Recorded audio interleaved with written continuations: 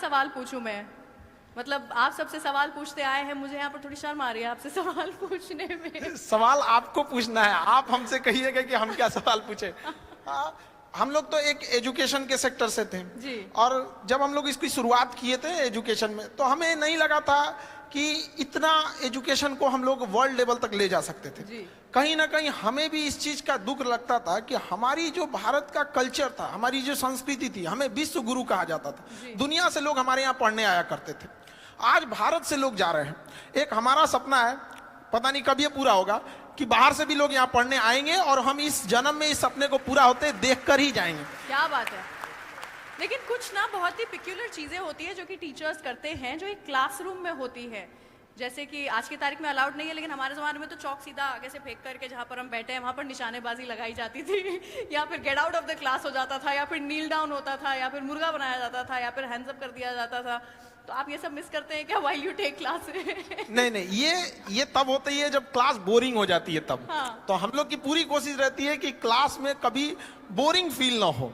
तो हम अपने टीचर्स के ग्रुप में भी एक बात ये बोलते हैं कि फिजिक्स का सबसे उटपटांग चीज होता है क्वांटम फिजिक्स।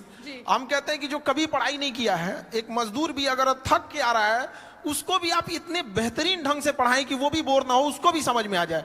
तो इसके लिए आपको मेहनत करना पड़ेगा। और हम टीचर्स को भी यही कहते हैं कि जिस तरह से एक फिल्म डायरेक्टर मेहनत करता है 2 घंटे की फिल्म के लिए 2 साल, आप भी 1 घंटे के क्लास के लिए 5 घंटे मेहनत कीजिए, कोई लड़का नहीं सोएगा।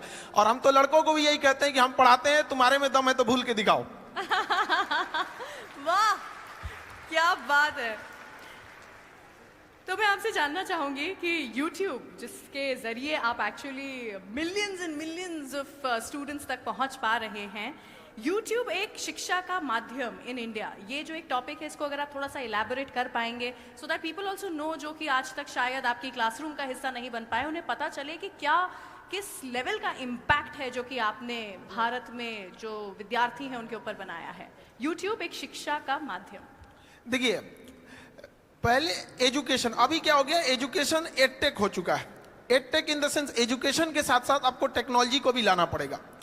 अब शुरुआत में हम लोग भी इसको एडॉप्ट नहीं कर पाए थे।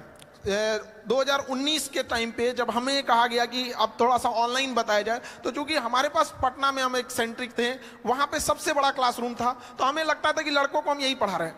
लेकिन उस समय जिन लड़कों को जगह नहीं मिलती थी तो कुछ खड़े रहते थे, जिन्हें नहीं मिल पाती थी वो घर लौटते थे।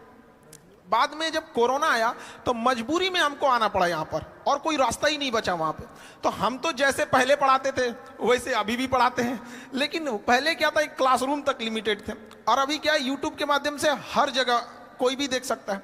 तो इससे कई फायदे भी हुए और कई नुकसान भी, मतलब फायदे ज्यादा हैं।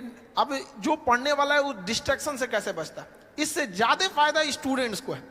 पहले क्या था, छोटे से क्लासरूम में टीचर्स उतना सिंसियर भी नहीं रहते थे। अरे 100 लड़के बैठे हैं, क्या दिक्कत है, अभी पूरी दुनिया देख रही है। और यही नहीं, जिंदगी भर वही रहेगा यहाँ पे, अगर कुछ भी अगर गड़बड़ निकला तो फिर तो पूरी व्यवस्था कर देगा। तो पहले के तुलना में पढ़ाई अब टीचर्स के लिए भी और मेहनत है, क्योंकि पहले तैयार करके आना है, पहले बोर्ड में ऐसे बना देते थे, अभी क्या है, स्क्रीन लगी रहती है, तो उस स्क्रीन पर क्या पीपीटी चलेगा, किस तरह के इमेजेज रहेंगे, वो पहले से लोड करने रहते हैं।